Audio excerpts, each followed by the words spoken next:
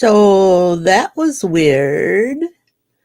My countdown timer didn't have any music with it this week. I'm wondering if it's something that changed in the software. Okay, well, good morning. My name is Ramona McKee, and I want to welcome you to Coffee and Conversation. This is our sixth episode, and this week we are going to talk about fabric. But first, just a real quick hello to Cindy. Good morning, Cindy. Cindy, am I going to see you next week? Yes, I am. Who else do we have here? Barb. Good morning, Barb. And let's see, what else have we got? Oh, that's right. We're going to talk about fabric today. So, the first thing I want to mention is that fabric is one of those unchangeable things in your recipe for embroidery. Whatever the project is, you heard the music. Thank you, Cindy. I kind of like that music. You know, it's got that whole do thing going. It's a ukulele thing. So, anyways, back to the fabric. When you're doing machine embroidery project, the one thing that does not change is the fabric of your project.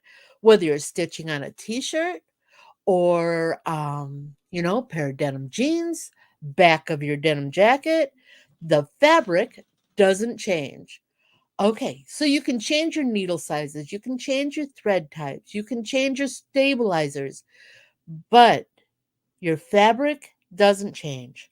So that's why we're going to talk about fabric. Oh, there is another reason to talk about fabric. There's a lot of new people out there, people that did not have a generation before them that did crafts. Crafts are starting to reemerge. You know, everything cycles, and crafts are cycling back to this generation.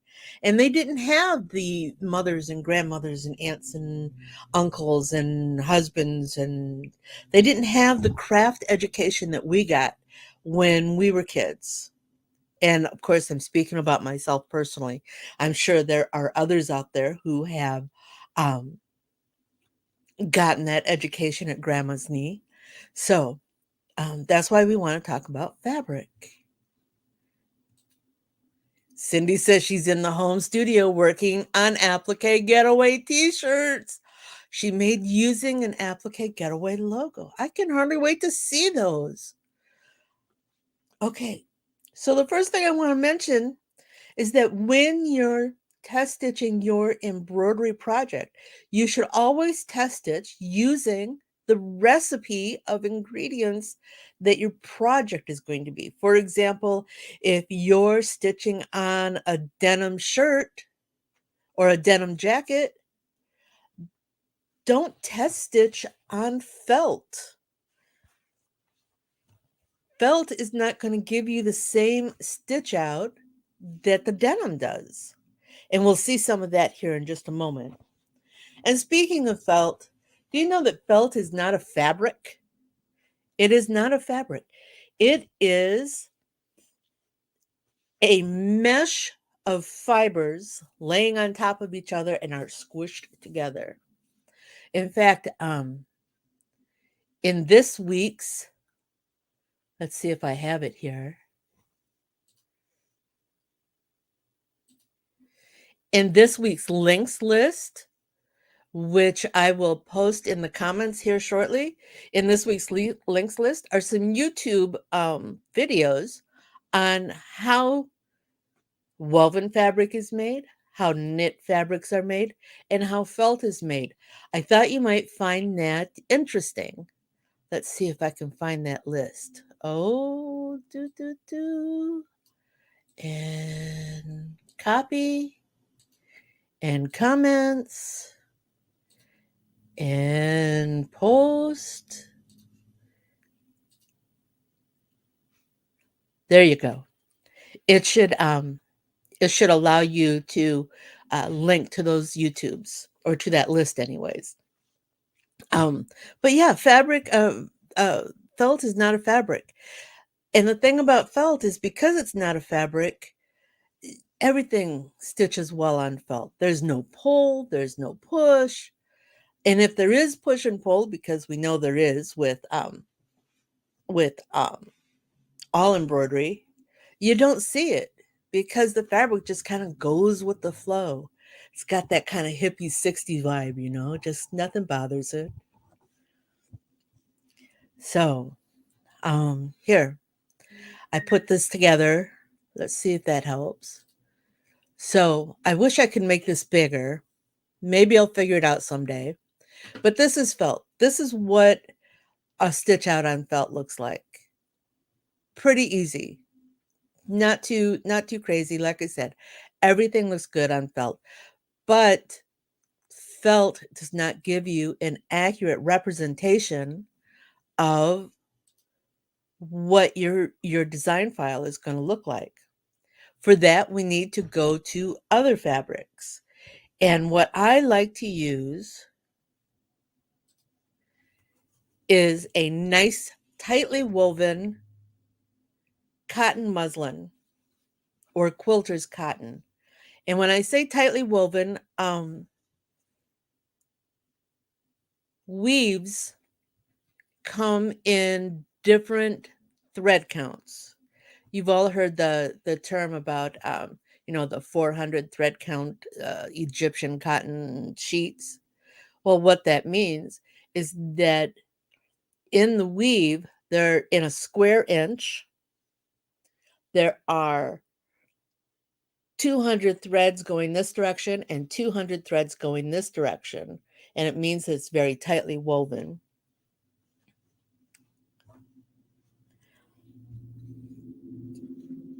Sorry, I just lost my train of thought.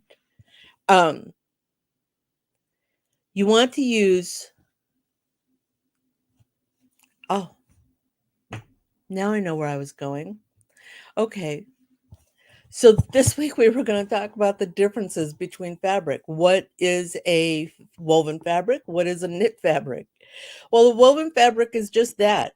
A woven fabric has threads that weave in and out of each other to create a flat piece of fabric. You know you have a woven when you can strip away threads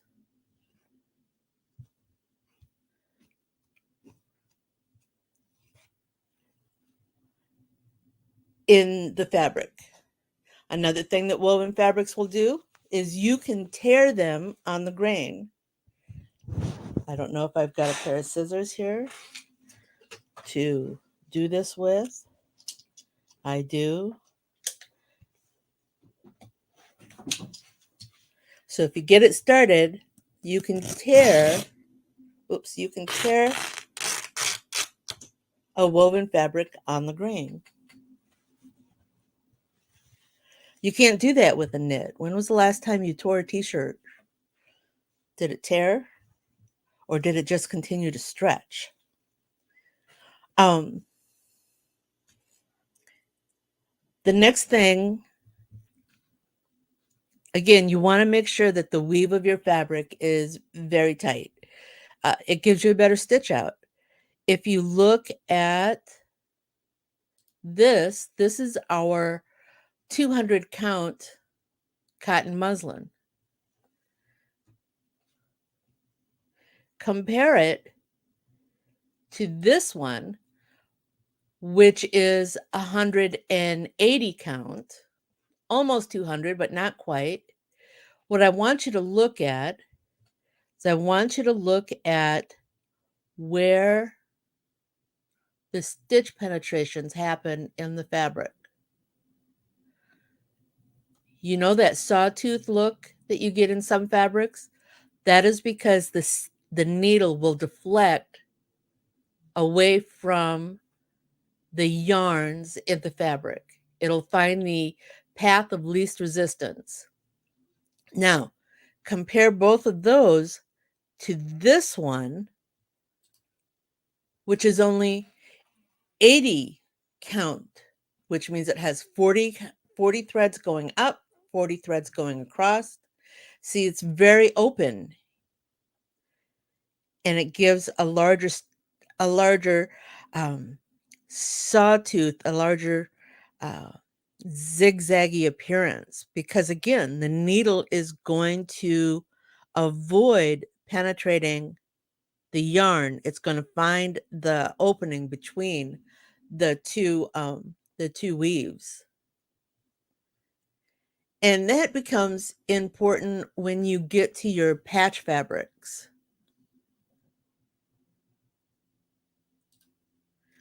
Cindy has a thought here. I found that if I use a woven fabric to make an applique, I need to put some interfacing SF 101. Cindy, is that a fusible interfacing? I want to say it is. I believe that was the interfacing that Lisa Shaw, an educator from um, the Embrilliance program, had suggested. And what that does, yes, it is a fusible interfacing. What that does is it holds the fibers in the weave where you've cut it on the edge to keep it from pulling like we did this, to keep it from fraying, so that you have a nice clean edge for your satin to go over. So next we are going to, here's some more fabric. This is a denim. A denim is actually, oh, you're right, Cindy, you still have to use stabilizer. Don't confuse interfacing with stabilizer.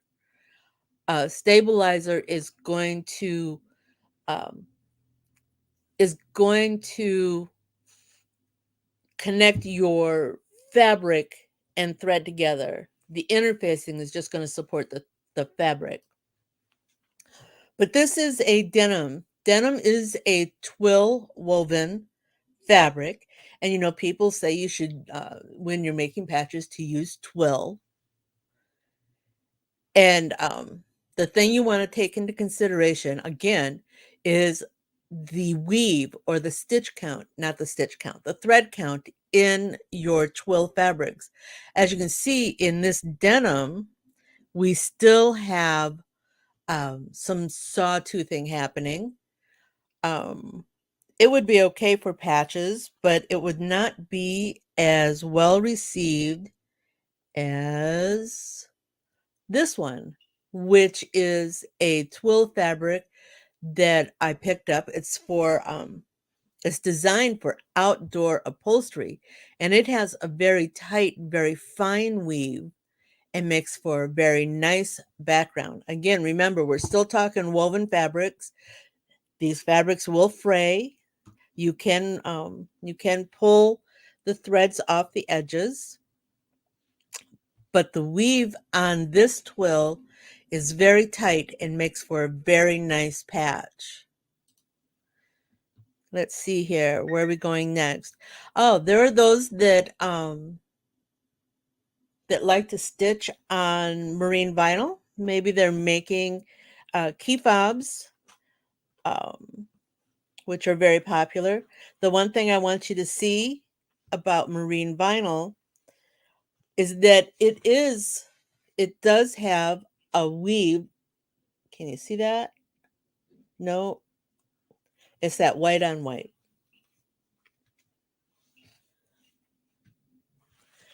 It has a weave on the back of it so that it supports the fabric. But you see, the sawtoothing is a little bit more on a vinyl because there's no deflection, but your needle, the marine vinyl is not going to expand like fabric does to surround the thread. It's going to poke a hole, the thread's going to lay in it, and then the hole is still exposed. Going to go back here for a moment. Cindy had a question. She wanted to know if you digitize differently for a denim or a loose weave. You can increase the density, but the thing you need to remember is that regardless of how many threads you put in, I'm going back to our loose weave piece. Remember, no matter how many threads you put in here in this one stitch, if that path of least resistance places the needle in the same place twice, then you're going to have a bulk up of thread in that one area, which would just make it even more visible, would make the sawtoothing even more visible. One of the things that you can do to offset that is use a topper. A topper, a clear Salvi type topper can give you added support for your thread. It can give you added support for your thread and try to offset some of that deflection. But again, you need to test for that to see if you're going to get the results you need for the fabric you're using. Let's see, marine vinyl, knits. Here we have a knit. This is just a simple t-shirt knit. The one thing you need to remember with knits is they have loft. Even a t-shirt knit, which is just, just really thin, flat knit, has loft. Good afternoon, Facebook user. It's very nice to have you here today. We're talking about fabrics today. With knits, you have loft. Might not be a lot of loft. If you were trying to embroider on grandma's cardigan sweater, that would be a lot of loft. But when you have loft, you want to make sure that you have support for the upper fabric, for the upper threads. In this particular piece, I did not use any toppers with any of these knits. In fact, all of these test stitches were done with the same recipe. I used a magnetic mighty hoop, one layer of cutaway stabilizer, and the fabric 40 weight thread 7511 needle. And I did that so you could see how things change with the different fabrics. You can see here that we again have some sawtoothing, and that's again because we have deflection. The other thing we have with knits is we have stretch. Knits will stretch, and they will stretch on the hoop. So again, you need to make sure that you have good support. Otherwise, you will have shifting and registration issues with your knits. This next one is a PK Polo. It's just your standard polo knit. But again, it stretches, and those upper threads need additional support. Here we have a sweatshirt fabric. It did better because it's a little thicker, so it had a little more support. And this last one that I have here for you, this last one, and I'm going to pull that up, is a 100% polyester knit. It's very shiny. It's a very slickery. It does stitch well, but it does have a lot of shifting. Look at this thing. And that's used for t-shirt. And it has lots of stretch. So it's going to need lots of support. And again, it's going to shift because it's a knit and it does stretch. Oh, Barb's got some awesome information here. Let's go back to the top. Barb says here, Sandra Bedzina has a great book on fabrics. Specific information for each fabric includes pre-shrinking instructions, layout, marking, interfacing, needle and thread options, and stitch lengths. Now, this book I'm assuming is geared more for the home sewist, but the education on thread can also cross over into our machine embroidery. Also includes with each fabric seam finishing, pressing, top stitching, closures, hems. The book has a bunch of information specifically if you want to learn more about fabrics. The book is called Fabric Savvy. That is awesome. Thank you, Barb. I'm going to investigate that myself. Like I said, it never hurts to understand the fabrics that you're working with.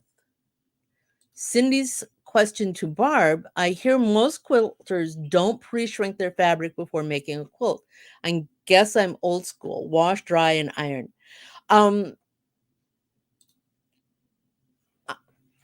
Cindy, I used to do a lot of quilting. Now I'm doing a lot of embroidery, but I was of the school of the not pre-shrinking my quilt fabric.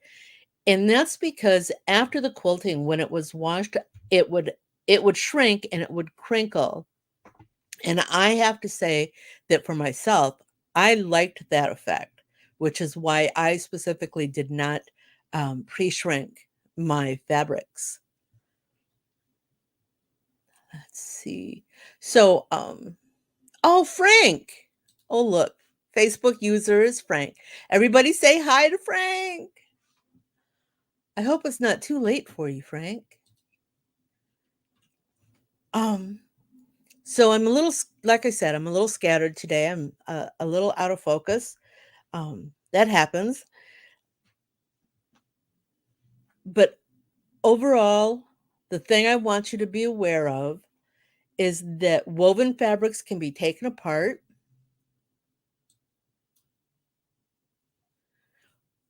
Woven fabrics can be taken apart thread by thread. Knits cannot. Commercial knits. Grandma's knit sweater, you can find and unravel it. I don't think she'd be real happy with that. And your fabric types, your fabric is that one ingredient in your recipe for embroidery that is not going to change for that particular project. So we have about 10 minutes. Anybody have any questions? While we're here, let me remind those that are here that I will be attending Applique Getaway next week. Anthony, I didn't see you here. Oh, I'm glad you made it. Thank you. I will be attending Applique Getaway next week. Next Thursday is a travel day. I don't intend to return until Monday, which means what's going to happen to our broadcast next Saturday? Well, I do have a class through the 10 o'clock hour. But here's what I was thinking.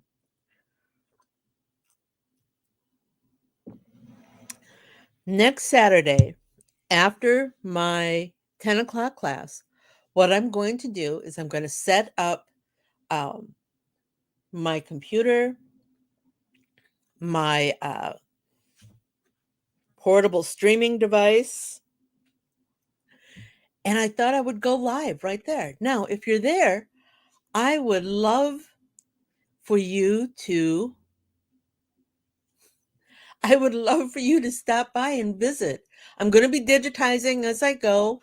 I'm going to be talking, going to be sharing my Applique Getaway experience. And I would love it if you would stop by and visit me. And Cindy was concerned that she might have distracted me. Cindy, it's a state of mind today. There's nothing I can do about it. I could probably go to bed and start the day over, but it's the scattering today is just today. I will do that, Cindy. I will I will find you and say, Cindy, come visit with me. I would love to see you. And anybody else is going to be at Applique Getaway. Let me preface this in case somebody comes to watch this video years later. This is Applique Getaway, July 2022. I'm hoping to make it to July 2023 next year. Um, but yes, that's what I thought I'd do. I would set up and do a little bit of work and visit with people who are in the area. And you might remember on the week I return, we're going to talk about some digitizing. We're going to do some live digitizing. We're going to talk about different stitches, stitch types, and just some basics because, we don't have a lot of time in our little broadcast here, but we will make the most of it. Oh, let's see. What's everybody else got planned? You start talking fabrics. Sydney says we started talking fabrics and she loves fabrics. Commercial, we don't get to play with fabrics much. Oh, I'm so sorry. I have stashes of fabrics. Speaking of fabrics, where do you get your test fabrics? If I don't have it here, I go visit my local thrift shop and I go through and I find. Oh, Daniela, thank you. Look at this. Isn't this sweet? That she'll be at Applique Getaway. She missed me last year, and she says I'm her favorite digitizer. I'm going to blush. Oh, how sweet. Barb's also a fabric connoisseur. So, if you're looking for test fabrics, you got this PK dry weave golf shirt polo thing. Go to your local thrift store and search through there to find a matching shirt type. Doesn't have to be the exact same shirt in the same colorways. Just find something that has the same fabric composition, the same knit. Um, Personally, I try to find the largest because you have a lot more fabric. And I try to find the piece that was donated that might have a little stain or something that maybe somebody else doesn't want or wouldn't want, so it would sit there forever. But I can put it to use because a stain on a shirt is not going to affect my stitch out unless, for the most part. And Cindy says that she sews out on stabilizer. Cindy, don't you find that if you do your stitch out on stabilizer, don't you find that the actual production stitch out lays differently? Good morning, Facebook user. It's good to see you. Save your mistake shirts. Yes, that's awesome. That's an awesome idea. And I have quite a few of those. Uh, I still have mistake shirts from when I started, and you know, there's always a new one that comes up, maybe once, twice a month, maybe. Um, but yes, save those pieces. Use a cutaway. It's never been a problem. I have to say, I'm a firm advocate of testing on the fabric type that you're going to use. Um, because I'm putting together a stitch out recipe, like a cake recipe. I'm not going to get the same results if I leave the eggs out of my cake ingredients. So I try not to leave the fabric out of my stitch out ingredients. Let's see. Looking to see if there's any more comments. No? Okay. Listen, it's 10:30. I've got a little bit of work to do today. Got some stitch outs to do, some test work. Pam, is that you? Good morning, Pam. Pam, I'm afraid we're just finishing up for the day, but please visit my where'd it go? Visit my YouTube channel. And of course, I don't have a banner for that one. Just roll my eyes. Yep, that would be me. Visit my YouTube channel and you can rewatch the broadcast there. All right. So next week, Applique Getaway. If you're in Texas, if you're in Irving, Texas, at the Applique Getaway, come visit with me on Saturday around 11 o'clock. Week after that, we're going to talk about some digitizing. If ever you have any thoughts, oh my goodness, look who's here. Good morning, Eric. Good morning. I think testing in fabrics is so key, especially for digitizers learning their craft. Not all fabric choices make massive changes, but some can really alter your results. That is exactly so. That is exactly so.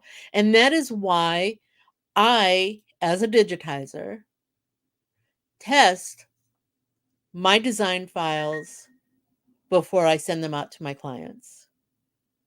And if my client comes back and says, I'm having trouble with this, we work together to find out why their recipe did not turn out the way my recipe did. Okay. So next week, Applique Getaway. Visit me in the common areas. Week after that, we're going to do some light digitizing. Cindy, thank you so much for being here. You're an awesome supporter. Anthony, thank you too. You have a great day. Someday you'll be on the other side of the screen and you'll be teaching all of us. And with that, everybody, I'm going to, where'd it go? It's in here. Here we go. Wasn't that fun? Do you have more questions? Do you want to learn something new? Join me at quicktostitch.com for coffee and conversation, and we'll talk about it.